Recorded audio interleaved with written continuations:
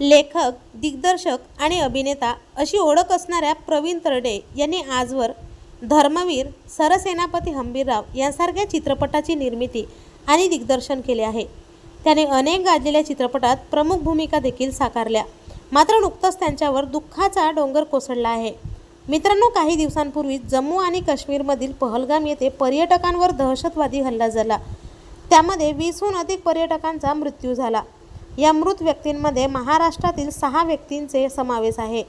यात पुण्यातील संतोष जगदाळे यांचा मृत्यू झाला आहे. संतोष जगदाळे हे मराठी अभिनेते आणि दिग्दर्शक प्रवीण तरडे यांचे खास मित्र होते. संतोष यांच्या निधनामुळे प्रवीण तरडेंना धक्का बसला आहे. त्यांनी सोशल मीडियावर पोस्ट शेअर करून लिहिलंय की आतंकवाद आज घरात आला.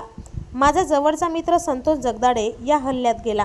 मित्रा संतोष, माफ कर आम्हाला, आम्ही काही करू शकलो नाही. संतोष जगदाळे यांच्या दहशतवादी हल्ल्यात निधन झाल्याने सर्वांनीच हळहळ व्यक्त केली आहे. दहशतवाद्यांनी नाव विचारून आणि धार्मिक ओळख परेड करून फक्त पुरुष पर्यटकांवरच गोळ्या झाडल्या. यात 26 जणांचा मृत्यू झाला.